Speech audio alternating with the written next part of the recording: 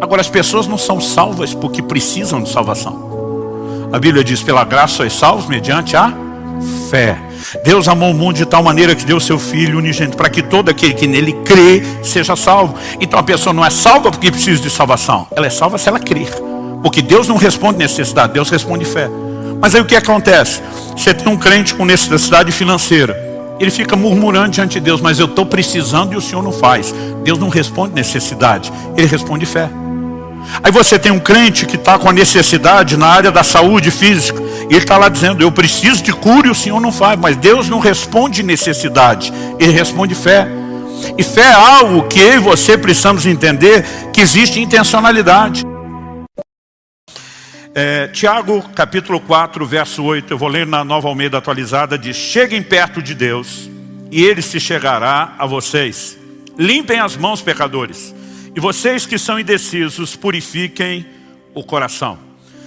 Eu quero tomar essa primeira frase do verso 8. Cheguem perto de Deus e Ele se chegará a vocês.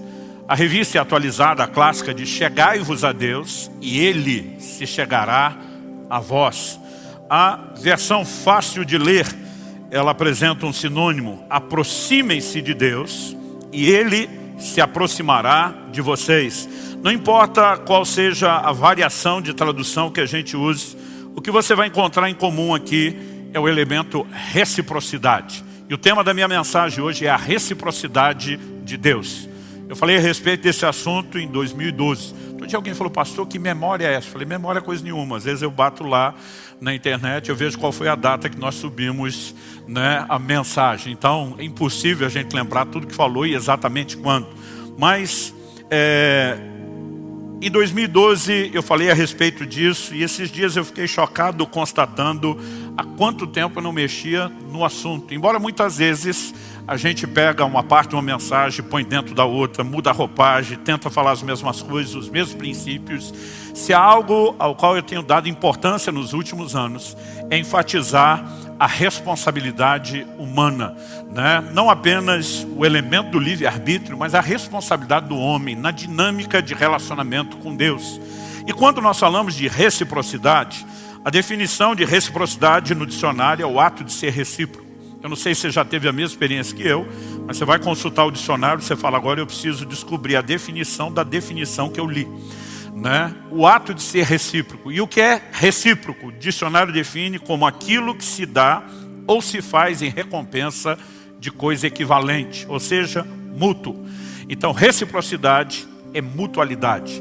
Deus basicamente está dizendo, vou espelhar seu comportamento. Se você se chega a mim, eu me achego a você. Se você se aproxima de mim, eu me aproximo de você.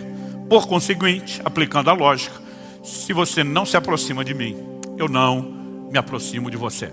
Eu sei que a gente precisaria de tempo se fosse detalhar, mas podemos fazer uma distinção entre o comportamento de Deus em relação ao homem antes e depois do encontro com Cristo por meio da conversão. Né? Alguém pode alegar, mas a Bíblia diz, onde abundou o pecado, superabundou a graça.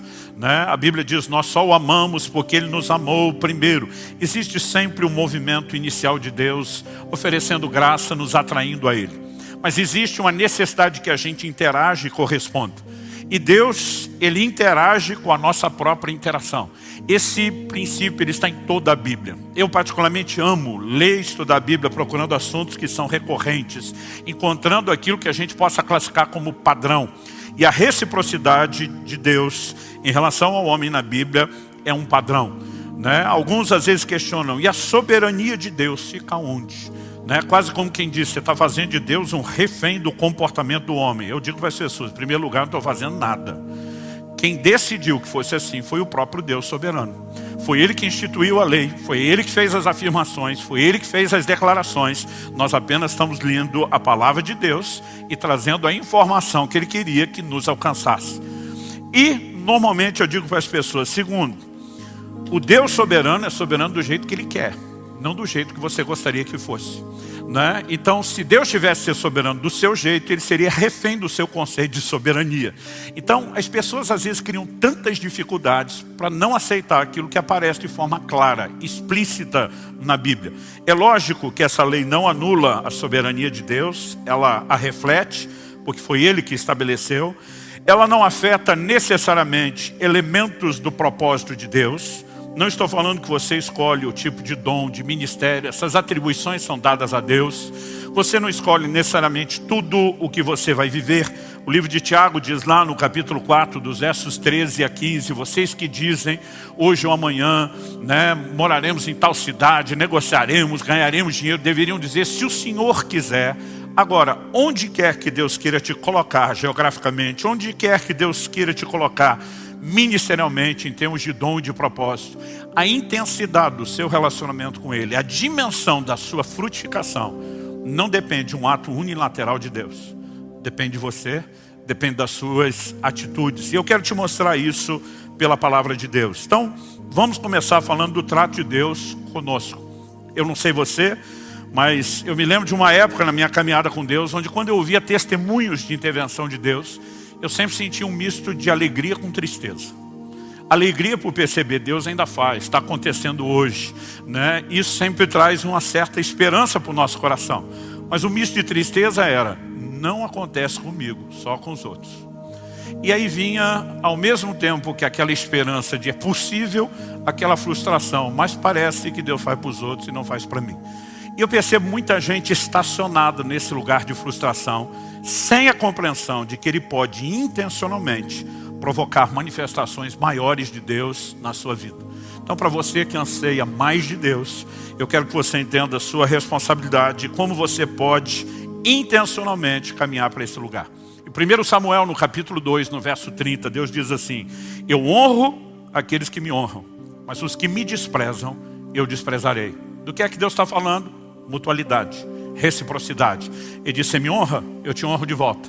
Você me desonra, eu também te trato com desonra. Ou seja, se nós entendemos que isso não é uma informação, né, isolada num canto da Bíblia, não se trata apenas, já temos uma segunda repetição, mas é um padrão ao longo de toda a Escritura. Eu não quero esgotar o assunto, mas eu quero te dar vários exemplos bíblicos de como esse princípio é apresentado, sustentado por Deus. Por exemplo, em Levítico, no capítulo 26, Deus está falando a respeito do momento em que o povo se afastasse dele, pecasse contra ele e que haveria juízo. O juízo, na perspectiva do entendimento bíblico, tem que ser visto não como Deus agindo com birra, né, fazendo pirraça tipo criança. Ah, é? Você não me tratou bem, eu também vou acabar com a sua raça. Nós precisamos entender a revelação de Deus, que até o juízo é uma expressão do amor, da bondade de Deus, chamando o homem a um lugar de arrependimento e conserto. Mas Deus diz o seguinte, depois de anunciar o juízo que viria se pecarem, Ele diz em Levítico 26, 23, se ainda com isso, vocês não se corrigirem e não voltarem para mim, porém andarem em oposição a mim, outras versões dizem contrários a mim, verso 24, eu também serei contrário a vocês, e eu mesmo os ferirei 7 vezes mais por causa dos seus pecados. Então, o que é que Deus está falando aqui? Novamente, mutualidade, né? Se vocês forem contrários a mim, eu serei contrário a vocês. No segundo livro de Crônicas, no capítulo 15, nós temos uma palavra profética liberada durante o reinado de Asa. Verso 1 e 2 de 2 Crônicas 15 diz assim, o Espírito de Deus veio sobre Azarias, filho de Oded, que saiu ao encontro de Asa e lhe disse, Asa e todo Judá e Benjamim, escutem, o Senhor está com vocês, enquanto vocês estão com Ele.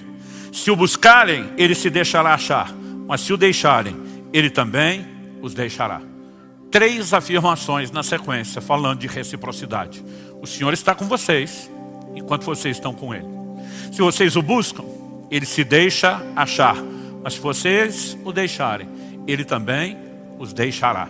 Né? Cada uma das 3 afirmações reflete o mesmo princípio de reciprocidade. E esse trato de Deus conosco precisa ser entendido.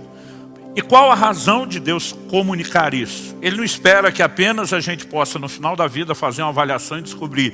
Então foi por isso que eu vivi dessa forma. Ele quer que você, munido dessa informação, intencionalmente, possa dizer, peraí, se eu tratar Deus de forma diferente, eu serei tratado por Ele também de forma diferente. E é isso, exatamente isso, que a Escritura sinaliza. Segundo Crônicas 16:9. Os olhos do Senhor passam por toda a terra, buscando corações se mostrem íntegros, inteiros para com Ele, a fim de que Ele se mostre forte para com esses. Deus vai mostrar a sua força e o seu poder para todo mundo? Não. Ele está procurando onde estão aqueles corações que são totalmente meus. Onde estão aqueles corações que se voltem totalmente para mim. Para esses eu vou manifestar a minha força. Para esses eu vou manifestar o meu poder. Porque quando você trata Deus de forma diferente, Ele também vai te tratar de forma diferenciada. Não importa se abordamos o aspecto positivo, Ele honra os que o honram, ou se abordamos o aspecto negativo, Ele vai tratar com desonra aqueles que o desonram. Nós vamos encontrar sempre a repetição do mesmo princípio. Em Números capítulo 14, verso 24, Deus fala sobre Caleb. Você deve se lembrar que daquela geração que sai do Egito e chega no limiar da terra prometida, Moisés envia antes 12 espias para que pudessem ver a terra e trazer um relatório que empolgasse o povo e dissesse, a terra é o que Deus prometeu.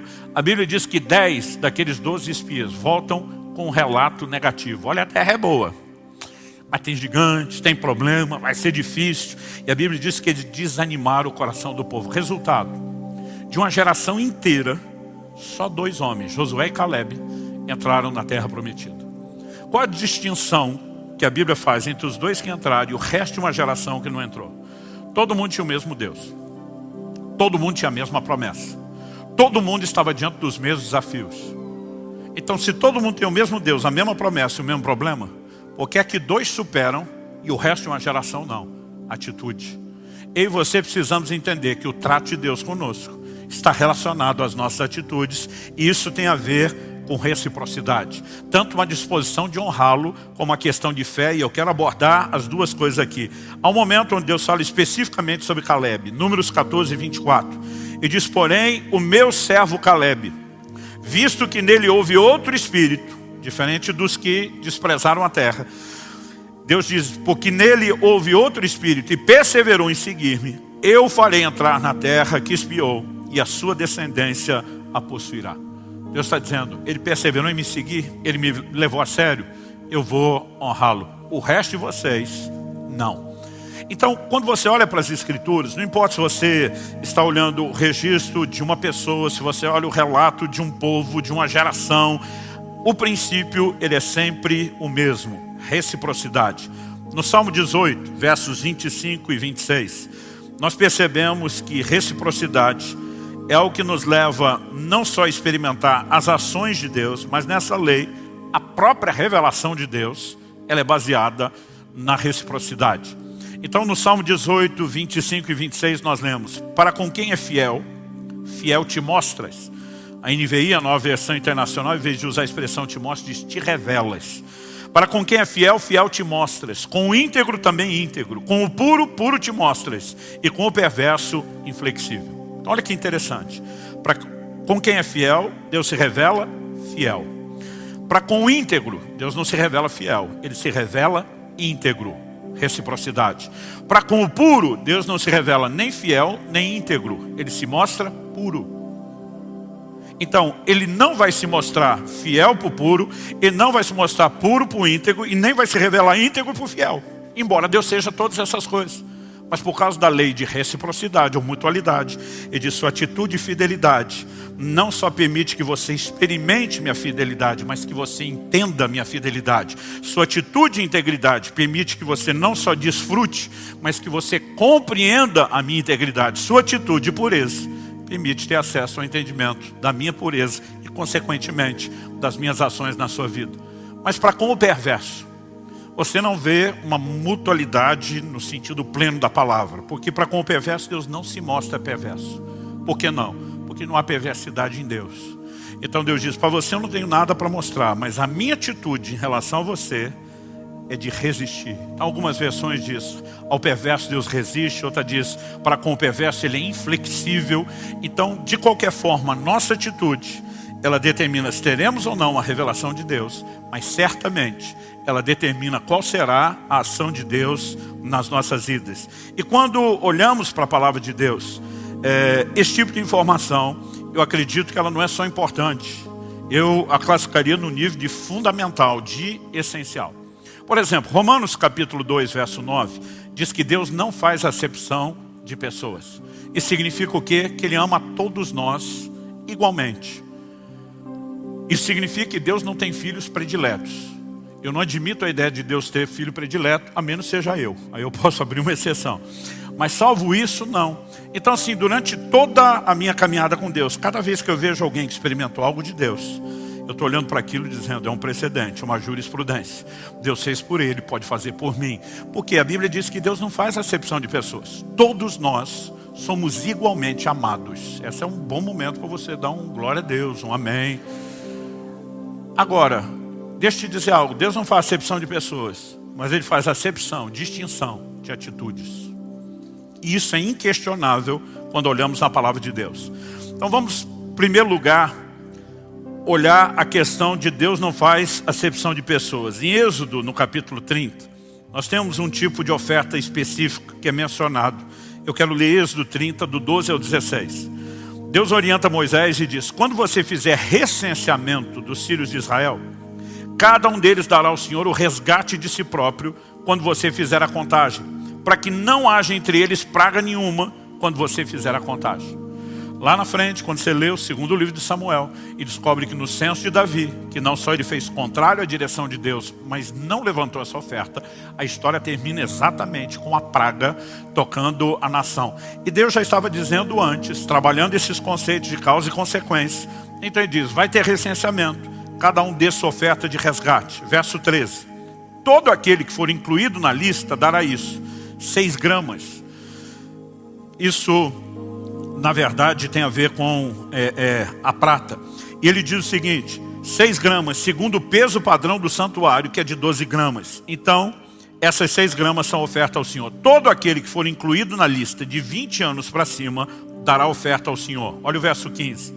O rico não dará mais de 6 gramas, nem o pobre dará menos, quando derem oferta ao Senhor, para fazer expiação pela vida de vocês. Você receberá o dinheiro das expiações dos filhos de Israel, e usará para serviço na tenda do encontro, e será para a memória dos filhos de Israel diante do Senhor, para fazerem expiação pela vida de vocês. Ao longo das Escrituras, todas as demais ofertas, elas estão relacionadas com a condição de cada um. Então, por exemplo, em 1 Coríntios 16, você vai ver Paulo falando, né, em relação à coleta para os santos, cada um de vocês ponha de parte no primeiro dia de semana, conforme a sua prosperidade. Não era todo mundo que contribuiria exatamente com o mesmo valor. Por quê? Nós temos uma diferença de posse, de aquisição, de poder aquisitivo. Por exemplo, quando uma criança nascia, iria ser consagrada ao Senhor, apresentada no templo, havia uma oferta. Mas essa oferta ela podia variar de acordo com as posses da pessoa. Então, se fosse uma família muito pobre, que não pudesse oferecer, por exemplo, um animal maior para o sacrifício, então seria apresentados 2 pombas, né, ou rolinhas. E você vai perceber que essa foi exatamente a oferta que José e Maria fazem no templo por Jesus, o que indicam que não era uma família de muitas posses financeiras. Então, aquilo que as pessoas ofertariam sempre estava relacionado às suas condições. Mas como a oferta de resgate fala do valor que cada um tem diante de Deus, Deus diz nessa oferta, e essa é a única exceção, Deus diz, o pobre não dá menos e o rico não dá mais. Por quê? Aquela oferta representava o valor de cada um. E Deus está dizendo, aos meus olhos, todo mundo tem o mesmo valor, todo mundo tem a mesma importância. Quem está entendendo isso? Agora, falando ainda de oferta, o apóstolo Paulo em 2 Coríntios, no capítulo 9, no verso 6, ele traz uma orientação muito clara. E essa orientação apresentada por Paulo é a seguinte, isso afirmo, aquele que semeia pouco, também colherá pouco, e o que semeia com fartura, também colherá com fartura. O que Paulo está dizendo? Ele está dizendo, na hora de ofertar, expressando o valor que vocês têm diante de Deus, todo mundo dá a mesma coisa. Porque Deus não faz acepção de pessoa, mas preste atenção. Em qualquer outra oferta que não diga respeito ao valor de vocês, quem semeia mais, vai colher mais. Quem semeia menos, vai colher menos. Quem não semeia, não vai colher. O que é que Deus está dizendo? Eu não faço acepção de pessoas, mas eu faço de atitudes. Nós muitas vezes criamos uma bagunça em torno de declarações da Bíblia, como por exemplo a graça, que entre outras coisas fala de um favor que não é merecido. E nós começamos a usar isso como se não houvesse nenhum tipo de sistema na Bíblia de recompensa a nada daquilo que se faz. O que também é atacar e contradizer as Escrituras. Se por um lado a Bíblia diz que salvação é pela graça, que não vem das obras para que ninguém se glorie, por outro lado o tempo todo Deus diz, de acordo com as suas obras será a sua recompensa. Em outras palavras, Deus está dizendo, eu farei por você algo proporcional àquilo que você faz por mim. E quando ele está falando de colheita financeira, ele diz é na proporção do plantio. Porque esse mesmo Deus, que em alguns momentos está manifestando o favor, a graça imerecida, em outros momentos está declarando todo mundo tem valor aos meus olhos, ele também tem, como um dos seus atributos, a justiça. E muitas vezes nós deixamos de pensar nesses termos, que Deus vai nos tratar exatamente de acordo com a forma como nós o tratamos. Eu acredito que quando a gente começa a enxergar e perceber essas coisas, essa percepção pode nos ajudar intencionalmente mudar a forma como nós nos relacionamos com Deus. Então, há mais de 20 anos atrás, quando plantamos a primeira das comunidades Alcance, que começou em Irati, eu lembro que eu me mudei para lá.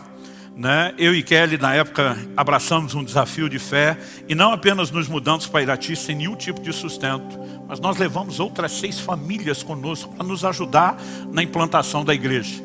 E eu lembro que aquilo era um desafio. Então a gente abriu mão de tudo que tinha.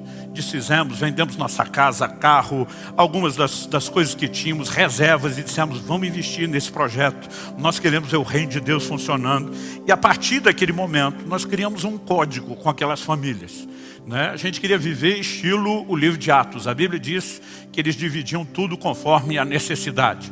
E durante um bom tempo, o nosso estilo de vida era o seguinte, tudo que entrava a gente dividia com aquelas famílias. Então o miojo dividia por igual, o Nescau por igual. Nescau era luxo naquela época, o achocolatado, vamos falar assim. A única exceção que a gente tinha é famílias que têm crianças pequenas podem ser beneficiadas quando aparecer uma bolacha, e outros que não têm crianças vão ser avaliados de acordo com tem ou com a idade. Mas salvo isso, a gente tratava tudo por igual. Mas eu lembro de uma viagem que eu fiz. E antes de eu chegar no meu destino, eu tive inúmeros problemas. O carro quebrou, tive que deixá-lo no meio do caminho, numa oficina, consertando. Tive que alugar outro carro. Quer dizer, as despesas de viagem já tinham aumentado exponencialmente. Mas não falei nada para ninguém. Eu simplesmente só queria resolver a situação. Falei, depois eu penso. Quando eu cheguei no primeiro de vários destinos, eu ia pregar em 3 cidades de um determinado estado. O homem de Deus que eu estava visitando é um profeta daqueles que parece ser o das páginas do Antigo Testamento. Daqueles que revela até a sombra, E quando eu cheguei, apesar de não ter falado nada, eu lembro quando entrei na casa dele, ele falou assim para mim, cara, eu tenho uma palavra de Deus para você. E pode ser que você não goste, mas Deus mandou te falar isso quando você chegasse. Ele falou, a primeira coisa que ele mandou te falar é que nessa sua viagem, tudo que vai entrar não vai cobrir nem suas despesas. Você vai voltar no vermelho, no prejuízo. E não é porque as pessoas não vão te tratar bem. Você vai ter despesas como nunca teve. E Deus está permitindo isso tudo acontecer para chamar a sua atenção. Eu estou pensando, ele ainda nem sabe de nada, mas a coisa já estava acontecendo. Ele olha para mim e diz assim, e ele disse que vai permitir isso por você largar a mão de ser besta. Ele não foi nada polido. Ele disse porque você quer ser mais justo do que Deus. Ele falou assim para mim, Deus me disse que tudo o que você recebe, você está dividindo por igual com todas as famílias que estão à sua volta. Mas a questão é, essas famílias estão com você. Plantaram a mesma coisa que você plantou? Porque se eles não plantaram, eles não têm direito de colher o que você está colhendo. E você está tentando ser mais justo que Deus. Eles partilham de uma colheita, sem ter participado da semeadura. Ele falou assim para mim, você tem crédito diante de Deus, porque semeou. Mas para você aprender, Deus agora vai limitar. Ele falou assim, vai fechar a torneira para o seu lado. Ele vai começar a te dar coisas muito valiosas, porém indivisíveis. Porque você está prejudicando essas pessoas quando não ensina a eles a intencionalidade que você pratica. Eu voltei para casa e falei, gente, parece que Deus acabou com a festa de vocês. Eu falei, nenhum de vocês está plantando o que nós estamos plantando. Vocês estão se doando aqui no trabalho e eu acredito que vocês merecem ser honrados. Mas eu acredito que Ele quer que vocês entendam um princípio que tem funcionado para mim e para Kelly. Eu falei, e os próximos anos, aqueles vocês não entendem isso nessa conversa, vocês vão perceber olhando para a nossa vida, tudo que Deus vai fazer por nós.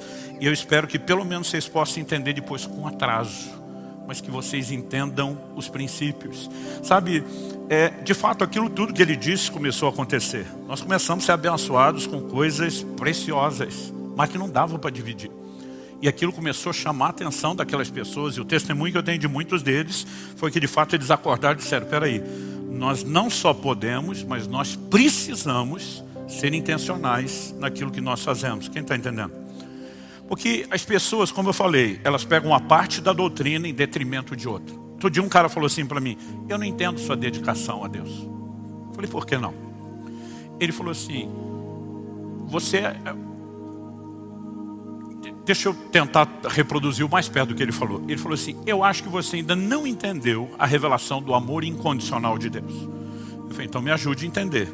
Ele falou assim, nada que você fizer de bom vai fazer com que Deus te ame mais. E nada que você fizer de ruim vai fazer com que Deus te ame menos. Eu falei, uau, essa é a grande revelação que está faltando na minha vida. Eu falei, isso eu ensinei para o meu filho uns dias atrás. Eu não estava nem falando de Deus, estava falando de mim. O Israel tinha em torno de 11 anos de idade. E eu fiz uma aventura que Dona Kelly, mãe do garoto, minha esposa, pedagoga, não aprovou. Eu fiz ele faltar praticamente uma semana de aula para me acompanhar numa viagem. Era o início do ano, falei, recupera isso aí, eu estou ficando longe demais, eu quero ter tempo, né, com a família, vou trazer todo mundo. Ele é o que estava na idade da matéria ser mais desafiadora. Quando nós voltamos, o professor deu uma prova surpresa em cima do conteúdo que ele perdeu. Ou seja, eu sabia que ele tinha ido mal. Então alguns dias se passaram e meu filho entra em casa. Naquela época do mês que eles estão trazendo o boletim escolar. Pela linguagem corporal, cabeça baixa, não tinha coragem de me encarar nos olhos, as pernas tremendo que nem vara verde, na hora de falar comigo, eu já saquei o que tinha acontecido. E como ele mal conseguia falar de nervoso e de medo, eu falei, por acaso você tem na sua mochila um boletim que tem uma nota vermelha? Deus te revelou, pai. Eu falei, não, foi tu mesmo. Mas ele estava tão assustado, com tanto medo, e eu não conseguia falar com ele. Eu falei, filho, para. Eu falei, eu amo você. Ele falou, eu sei. Eu falei, você sabe, mas não entendeu. Eu falei, o meu amor por você é incondicional. Eu te amo porque você é meu filho. Eu não te amo pela sua performance. Eu falei para ele, nada que você fizer de bom vai fazer eu te amar mais. Nada que você fizer de ruim vai fazer eu te amar menos. Pensa numa cara de alívio estampada no rosto do piá. Só que logo depois do alívio, o ar começou a mudar para uma cara de malandragem. E ele não precisava falar para eu saber o que ele estava pensando. Ele estava pensando alguma coisa mais ou menos assim. Então liberou geral. Porque se nada que eu fizer de bom vai fazer o Senhor me amar mais e nada que eu fizer de ruim vai fazer me amar menos, por que é que o meu comportamento tem que ser diferente?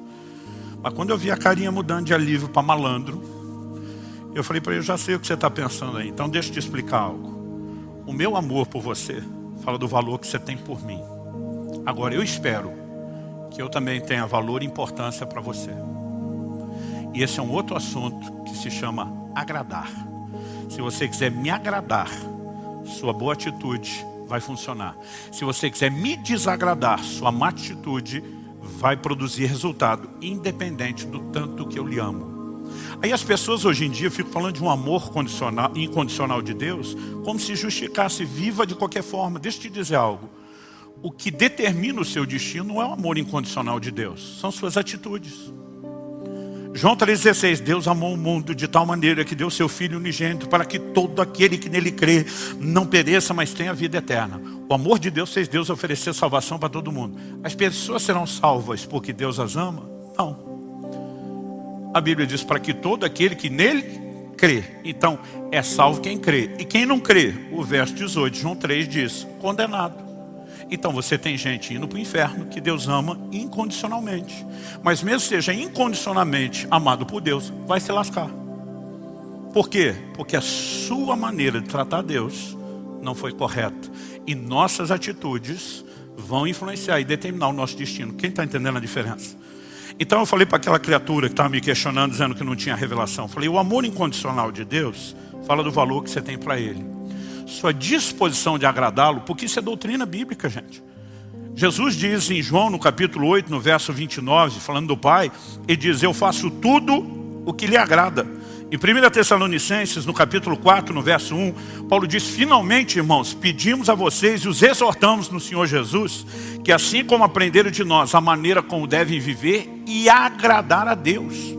Então eles ensinavam um estilo de vida, qual era o padrão do cristianismo, e ele diz como devem viver e agradar a Deus. Ele diz, e efetivamente estão fazendo que vocês continuem progredindo cada vez mais.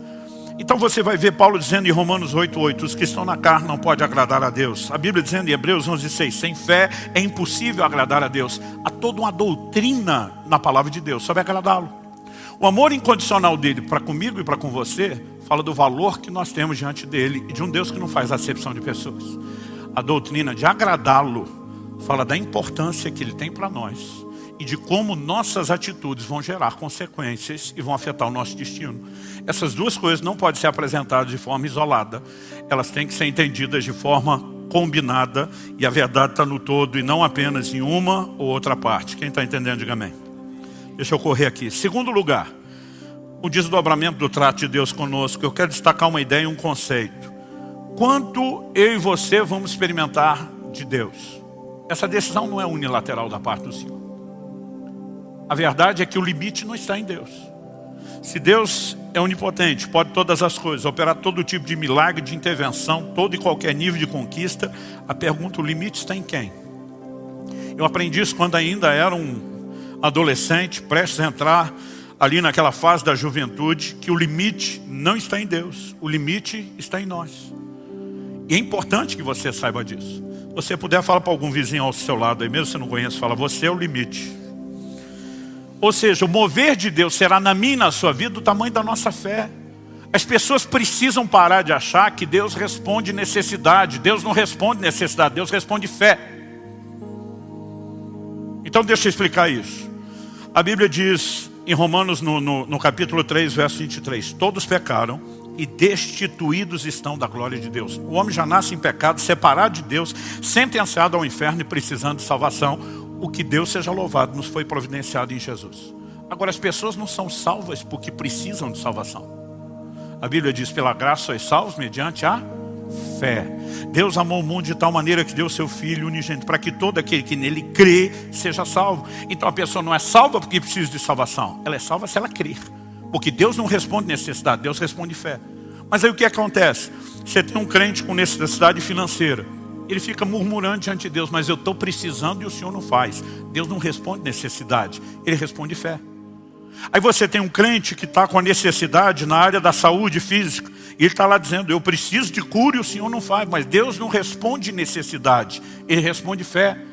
E fé é algo que eu e você precisamos entender que existe intencionalidade. Não só em exercitar a fé, mas em fazer a nossa fé crescer.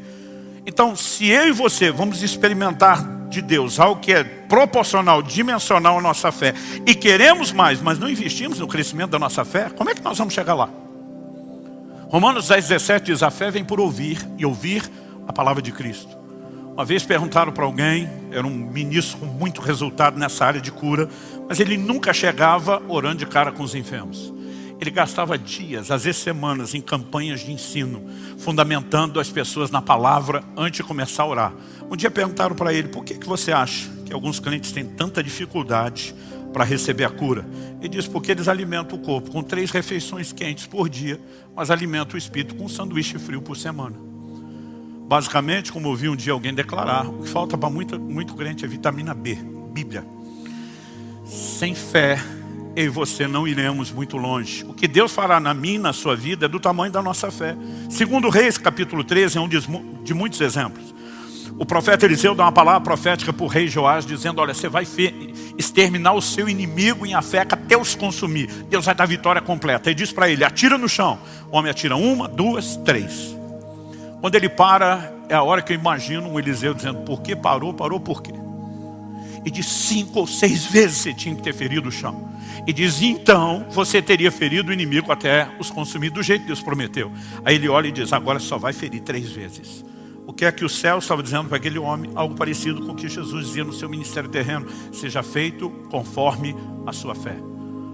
Se eu e você não compreendemos que estabelecemos limites e que nós podemos intencionalmente removê-los, nós não vamos muito longe. Romanos capítulo 5, verso 2, nos mostra que pela fé nós temos acesso à graça. Tudo aquilo que é disponibilizado na graça só tem um acesso, fé.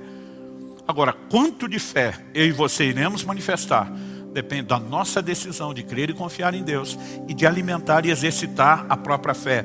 Logo, né, não importa o assunto que a gente trabalha, eu vou dizer que essa lei, ela sempre se repete, é recorrente. Nós passamos o mês de setembro aqui ensinando sobre vida no Espírito. E eu lembro que uma das ênfases que demos foi Ezequiel 47, falando sobre o rio de Deus, dizendo, é você que entra no rio, não é o rio que invade a sua vida. Quanto mais você afunda, quanto mais você se entrega, mais controle ele assume, reciprocidade. Terceiro e último lugar, diz respeito a valorizarmos ou cuidarmos dos interesses de Deus. Eu acredito que esse também é um entendimento que precisa encher o meu e o seu coração e nos levar a atitudes de intencionalidade. Eu quero ler textos tanto do Antigo Testamento como do Novo e mostrar que o padrão se sustenta, não importa se falamos da Antiga ou da Nova Aliança. Em Êxodo, no capítulo 34, Deus diz o seguinte no verso 23, 3 vezes por ano, todo homem deve aparecer diante do soberano Senhor, o Deus de Israel. Então, de todas as festas de Israel, 3 eram destacadas como principais. Dessas 3, aí tem Páscoa, né, Tabernáculos, Pentecoste. Deus está dizendo, todo mundo nessas datas fixas anuais, todo homem tem que subir diante do Senhor. Quero subir diante do Senhor e ao templo em Jerusalém. Isso começa na época do tabernáculo, que esteve em outros lugares, e depois, obviamente, o templo seria construído em Jerusalém. Deus está dizendo, todo mundo tem que fazer isso. Agora, pensa comigo. Deus está falando isso a um povo que está saindo do Egito. Vai conquistar a terra. Vai travar guerra contra os seus inimigos. Mas 3 vezes ao ano eles têm que interromper a guerra. Virar as costas para as suas propriedades. Deixá-las desguarnecidas. Porque nem todas as mulheres e crianças eram obrigadas a ir, mas todos os homens eram. E da perspectiva militar, deixar tudo vulnerável para ir adorar a Deus e voltar depois. O que você acha que essa gente, com a mentalidade de guerra que estavam vivendo, ia pensar? É ruim. Que nós vamos deixar tudo para trás, desguarnecido, desprotegido, para ir lá fazer festa diante de Deus? E Deus se antecipa, verso 24 de Êxodo 34. Porque expulsarei as nações diante de vocês e aumentarei o seu território. Ninguém cobiçará a sua terra quando vocês comparecerem na presença do Senhor seu Deus 3 vezes por ano. Deus está dizendo, presta atenção. Se vocês me colocarem em primeiro lugar e subirem para me adorar, eu vou guardar as terras de vocês.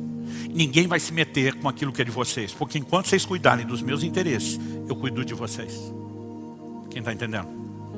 Agora, qual a diferença disso? E a declaração de Jesus em Mateus, no capítulo 6, no verso 33. Buscar em primeiro lugar o reino de Deus e a sua justiça, e todas essas coisas lhe serão acrescentadas. Que coisa é essa que Jesus está falando? Se você olhar o contexto, desde o verso 25, Jesus está falando a respeito de não ficarem preocupados ou ansiosos quanto ao que irão comer, beber, em relação ao corpo, ao que irão vestir. Ele está dizendo, se você colocar os interesses de Deus em primeiro lugar, Ele vai cuidar dos seus interesses. Então busca o reino de Deus, e você vai ver o cuidado de Deus se manifestando, vindo a reboque em todas essas outras áreas. O que é que nós temos aqui? Mais uma vez, mutualidade. Deus está dizendo, você leva a sério o que é do meu interesse, o que é importante para mim, e eu faço o mesmo em relação a vocês. O problema é que muitas vezes a gente acaba andando na contramão desses princípios. E assuntos como da semana passada, quando a gente fala de calcular o custo de construir a torre, a gente acha que é só calcular o preço da entrega, mas a gente tem que calcular os resultados. Então, quais são os resultados de um nível de entrega mais profundo? Um nível de intervenção de Deus igualmente maior na nossa vida. Deus não pede um nível de entrega profundo porque Ele é uma criatura meramente exigente, egoísta, com ego enorme que diz, eu preciso de toda a atenção de vocês. Deus é absoluto e completo nele mesmo. Deus não precisa da minha e da sua entrega.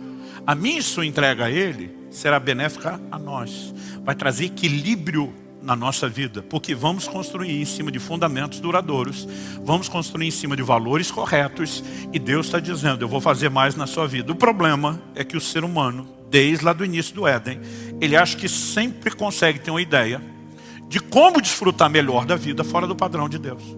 Então Deus está dizendo, você pode comer de todas as árvores. Essa aqui não, se comer vai dar ruim. Aí o diabo vem tentar o homem e diz, Deus está escondendo o ouro. Na verdade, Ele não quer que você experimente o que realmente é bom. Eu fico me perguntando, quem em sã consciência vai achar que a voz de maior credibilidade é a do Satanás em vez da de Deus? Mas por que aquilo encontra um coro dentro do próprio homem? Eu acho que eu consigo algo melhor do que o que Deus está me proporcionando. Ele simplesmente dá ouvidos àquilo. E muitas vezes nós temos limitado tudo aquilo que Deus disponibiliza por causa de atitudes são egoístas. Eu e você precisamos crer, sem um pingo de desconfiança, que Deus deseja o nosso melhor. Mesmo no momento onde Israel tinha se afastado de Deus, estava colhendo as consequências, sendo julgado como nunca tinha sido, Deus diz, eu é que sei os pensamentos que tenho a respeito de vós. São planos de bem, não de mal, para vos dar um futuro e uma esperança. Deus está dizendo, até enquanto corrijo, estou tentando trazê-los de volta para mudar a sorte de vocês. E nós precisamos crer nisso. Mas o livro de Ageu nos mostra o princípio oposto. Eu falei de 2 textos, onde quando colocamos Deus em primeiro lugar e cuidamos dos interesses dele, Ele cuida do que é do nosso. O livro de Ageu fala do mesmo princípio, mas mostra outra perspectiva. Quando desvalorizamos as coisas de Deus, Ele também nos trata com reciprocidade. Abra comigo no livro de Ageu, e sim, tem esse livro na Bíblia.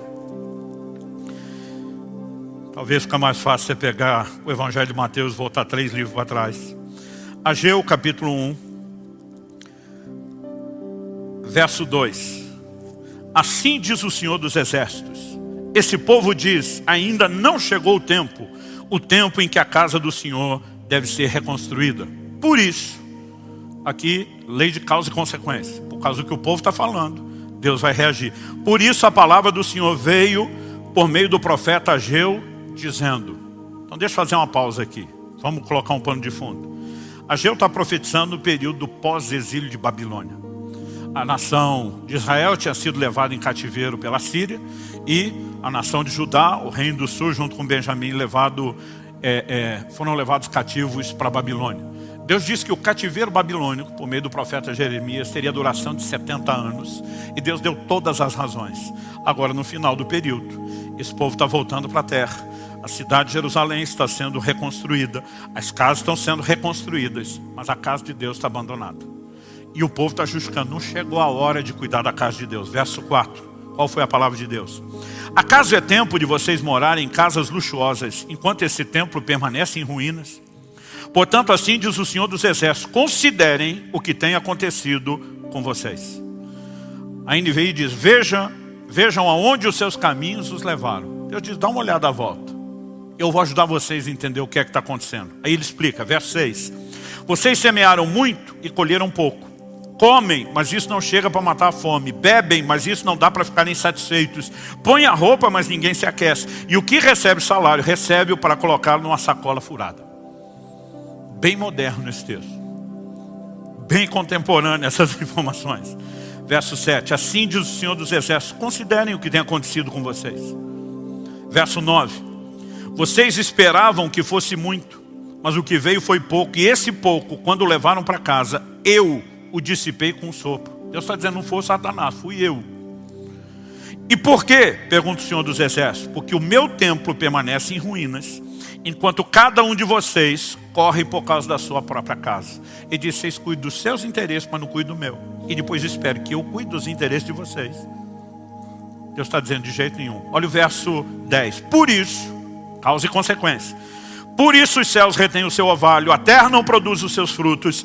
Fiz vir a seca sobre a terra e sobre os montes, sobre o cereal, sobre o vinho, sobre o azeite, sobre o que o solo produz, sobre as pessoas, sobre os animais e sobre todo o trabalho das mãos. O verso 12 vai mostrar que o povo vai atender a voz do Senhor.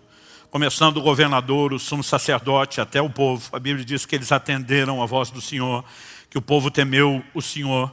E a Bíblia diz que há um despertamento e eles começam, de fato, um posicionamento para reconstruir a casa de Deus. Então vamos valorizar o que é do interesse de Deus. Depois a gente cuida do nosso. Qual foi a resposta de Deus? Vamos pular para o capítulo 2, verso 15.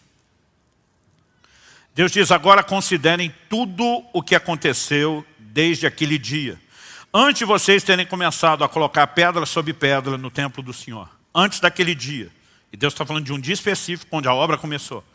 Deus diz, antes daquele tempo, alguém vinha a um monte de trigo esperando encontrar 20 medidas e havia somente 10. Vinha ao lagar para tirar 50 medidas e havia somente 20.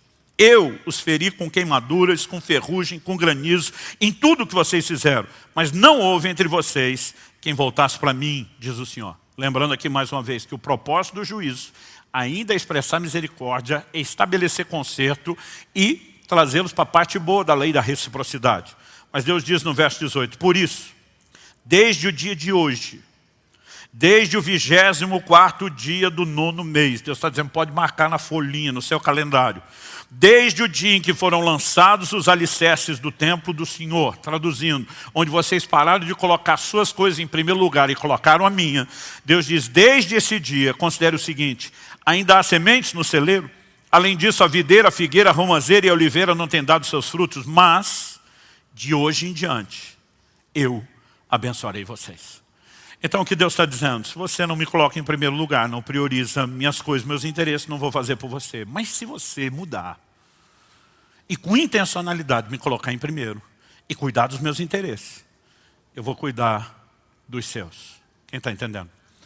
Sabe, gente, nós precisamos parar de fantasiar a vida cristã e parar de achar que as coisas acontecem de forma meramente espontânea, aleatória, ou que Deus trabalha com algum sistema de sorteio em relação ao que Ele vai fazer na vida de cada um.